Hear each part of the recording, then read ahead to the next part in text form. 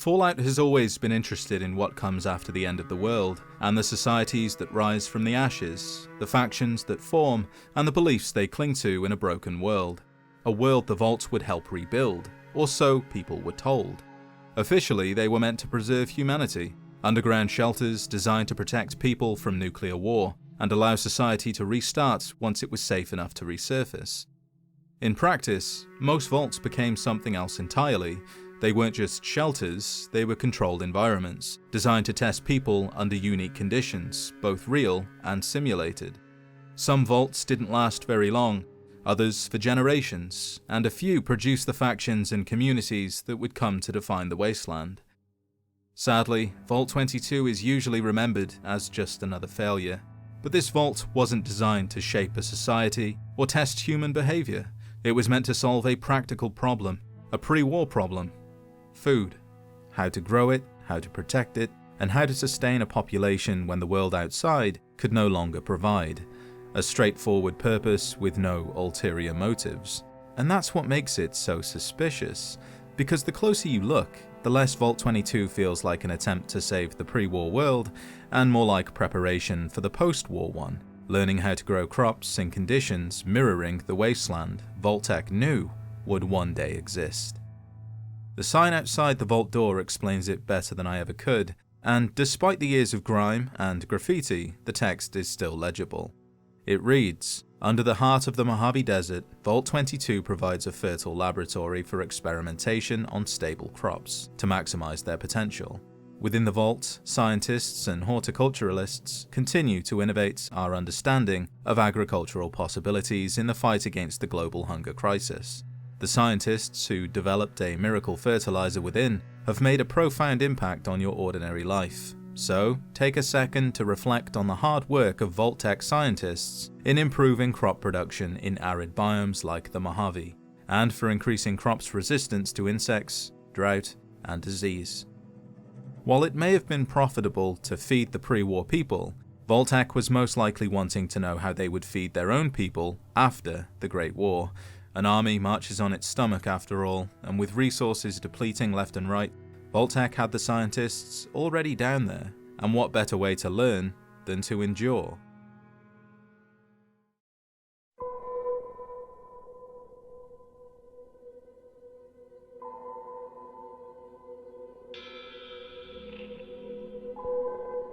The scientists were tasked with feeding their own population, hundreds of scientists and security personnel, all requiring thousands of calories every single day, and their needs had to be met from plants, all grown within the vault. A difficult task, but thanks to pre-war defense contractors seeing the benefits of feeding their troops and defeating China in the resource wars, a myriad of supplies, equipment, clothing, tools, and so on were donated to the scientists. However, Vault-Tec was thinking of a different future. And let's not forget, other companies also held influence over Vault experiments, and if not for Big Mountain sending a certain donation, Vault 22 might have succeeded. Now the Great War came and went, and the scientists already living inside the vault continued their work, only now they had no choice. They had to feed themselves indefinitely, and once it was safe enough to go outside, feed the survivors as well. For almost 20 years, the researchers experimented with food production, producing hybrids that responded better to artificial light. They had Mantis religiosa, the common mantis, complementing their botanical species by hunting down pests that avoided their other measures, like the spore plants, distant relatives of the Venus flytrap. And when the mantis population grew too large, they consumed one another. And that was life inside the vault. Grow food, test new methods, eat the food, let the mantis and spore plants eat outside pests, getting in through the lower level, and not much else. But in 2095, things began to change. What brought the vault to a standstill was a gift from the Big Mountain Research Facility. Bovaria mordicana, an entomopathogenic fungus developed at the X-22 Botanical Garden for pest control.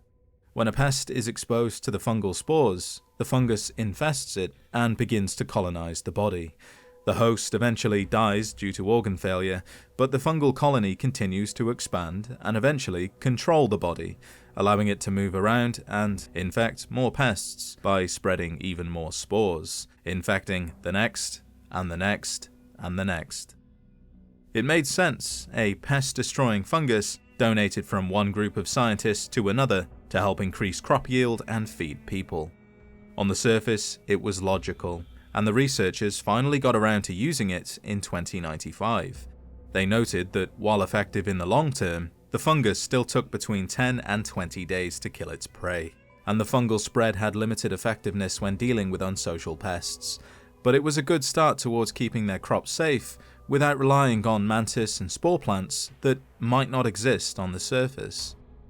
What the scientists didn't know was that while the fungus infected the creatures eating their crops, it also infected them.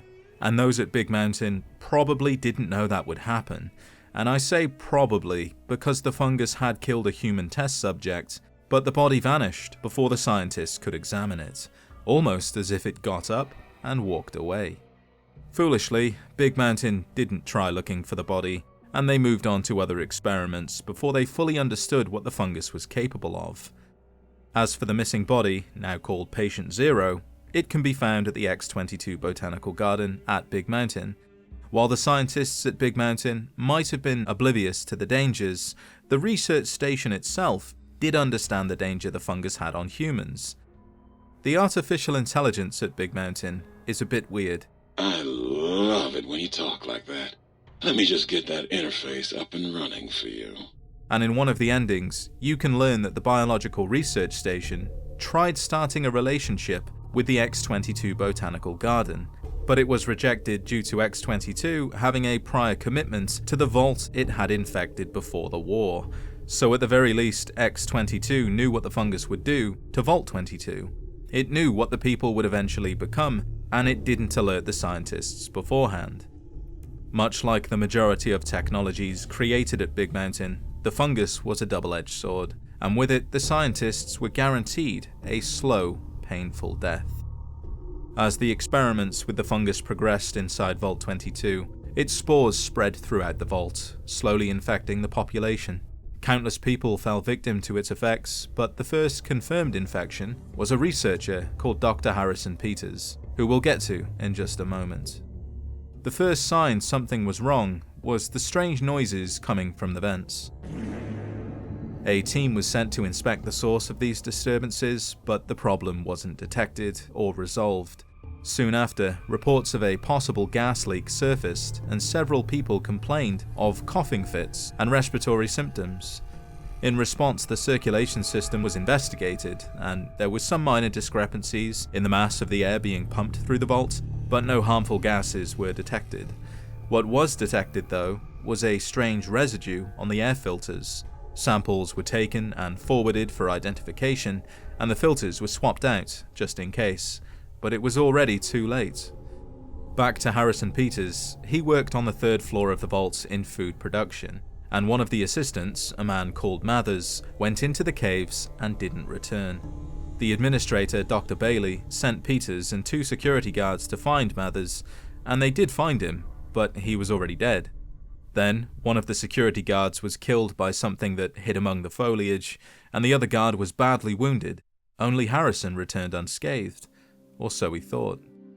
Administrator Bailey had the cave door sealed, and Harrison was taken ill with what appeared to be pneumonia due to the spread of some sort of microorganism in his lungs. Harrison was told to refrain from working and to report for observations twice a day. A week later, 5 more vault dwellers showed similar symptoms, and the doctors started to worry about a contagion within the vault. A couple of days after that, Harrison's body started to reject treatment, and the doctors considered exploratory surgery to get to the bottom of the cause. And then, 14 more dwellers had the same symptoms as Harrison when he first checked in: chills, fever, racking coughs, and the decision was finally made to put them all in quarantine. Even so, there was nothing they could do. Dr. Harrison died, flatlined, minutes before the surgery was due to start. The autopsy showed a fungal infection on his lungs, but upon inspection, even after Harrison's death, the fungus continued growing. The mycologists on the 5th floor were asked to identify it, but it was too little too late. People were dying, and what happened next, no one saw coming. One minute the clinic was closing up for the day, and the next, Harrison's corpse sat up and started attacking people. The doctor was able to flee the office and seal Harrison inside, and the security teams would handle the rest. But the doctor started to worry, what if what was happening to Harrison happened to the rest of the vault? No one knew for certain, too many people were sick to really look into it, and Bailey abandoned ship, leaving a subordinate in charge of the 3rd floor and sealed himself, his wife, and their daughter inside their quarters. Though the outcome remained the same, they all succumbed to the fungus, died, and reanimated. Meanwhile, the subordinate requested immediate help from security, but they were all too busy trying to maintain order. People were dropping like flies and then popping back up again. The fungus spread like wildfire, and there was nothing anyone could do to stop it, although they did try. Scientists attempted to eradicate them by igniting gas, deliberately released into the lower levels of the vault. However, this triggered an aggressive reaction. Hordes of previously slumbering spore carriers awoke and entered a killing frenzy, ripping the hapless scientists into quivering bloody chunks, leaving the last 100 or so dwellers under the advice of Overseer J. Hendricks to abandon the vault and leave their research behind. I've already spoken of the vault dwellers in a previous video, which you can watch after this one. I won't spoil much, but I will say that in the wasteland, with a lack of food and too many people, the dwellers took a page out of the Mantis's book and started consuming their own kind. As for the vault itself, it fell into disrepair, becoming overrun by the plants and wildlife that thrived in the conditions within. Spore carriers slept among the vegetation, dormant. The occasional scavenger that entered the vault quickly fell prey to the creatures dwelling within. It wasn't until roughly 2281 when scientific interest in the vault's experiments was renewed, specifically by Thomas Hilden, director of the Office of Science and Industry's Eastern Branch. Imagine, if you will, the wasteland in bloom. Vast fields of corn that grow from seeds and produce their bounty in the space of a month. Orchards of trees, their branches weighed halfway to the ground, hung with fat, ripe oranges, a harvest that could feed a city or a nation. Long story short, Hilden's main goal was personal advancement. He wanted to impress NCR President Aaron Kimball by delivering major scientific breakthroughs, earn credit for said breakthroughs, and secure a position on the OSI's board of directors. His latest plan was to study Vault 22 and solve the NCR's future food shortages.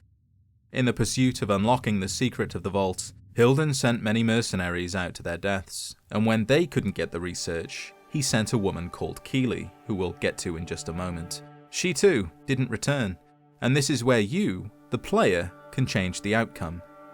Dr. Hilden barely pays any attention to the courier when they enter his office at Camp McCarran. His concern isn't for people, but for numbers, projections that showed the NCR facing starvation within a decade. He told the courier about Vault 22, and if they were able to get the research inside, they could change everything, and so the courier went to retrieve it. Before leaving, they also spoke with Dr. Angela Williams, who warned that Vault 22 was extremely dangerous, and that a researcher named Keeley had also gone there but had failed to return, but if she was alive, she would probably need help. Now, Keeley had made it to Vault 22. She established a temporary camp inside the entrance of the vault. Power was minimal but still running. She managed to hack into one of the vault security terminals, and the logs showed her that several people had entered the vault, but none left. Further inside, the growth in the interior matched the exterior, surprising, given the scarcity of sunlight, but even more so was the fact that the plants seemed to originate from lower, much darker levels. In her entries, she also mentions that her Pip-Boy is on the fritz, and will keep a running log of her discoveries in whatever computers she finds, and collate the data before leaving. And it's thanks to those entries we know what steps she took, and the research she learned along the way. But it wasn't long before Keeley was hearing strange noises. Not spore carriers, rather giant mantises that had taken up residence inside the vault. She didn't know they were always here, brought in by the scientists all those years ago. Keeley almost ran into one of them, but they didn't seem to react to her presence, and even if they did, A few bugs weren't much of a threat, so what happened to the mercenaries who came before her? In time, she found several bodies, not the mercs, but the scientists who once called the vault home. They were overgrown with some form of lichen. The body blended in so well with the other growth that she walked right by several of them without even noticing they were there. Luckily, the lichen doesn't seem to be contagious, at least to ghouls. Keely went deeper and discovered the food production area of the vault, where most of the research the NCR is interested in can be found.